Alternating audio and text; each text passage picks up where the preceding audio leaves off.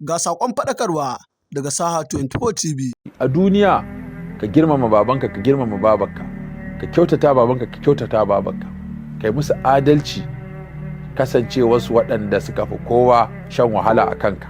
Sannan matarka da ka auro kai mata adalci, 'ya'yan da ka haifa ka musu adalci, 'yan uwan da aka haife ka da su kai musu adalci, wanda kuka yi makwataka da su kai musu adalci, wanda kuka haɗa addini da su kai musu adalci, wanda ba addinin ku ɗaya ba ma kai musu adalci, kai hatta dabbobi da tsirai kai musu adalci. Sannan duk wanda haƙƙinsa ya zo gabanka kakka duba bambancinsa a ɗariƙarka ko a ƙungiyarka ko a yarenka ko a jinsinka ko musulmi ne ko ba musulmi ba, in ya cancanci haƙƙinsa a bashi haƙƙinsa. To da za a yi wannan, da duniya ta zauna lafiya.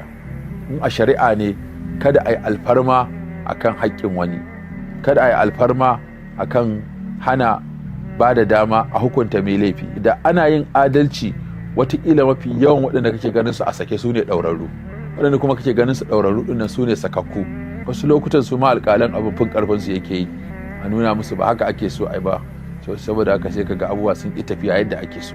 Duk waɗannan abubuwa fa sai an sake su a gaban Allah. Duk abin da ba a yi shi daidai a duniya ba, in an je gaban Allah sai an sake shi. Mai haƙƙi sai ya nemi haƙƙinsa.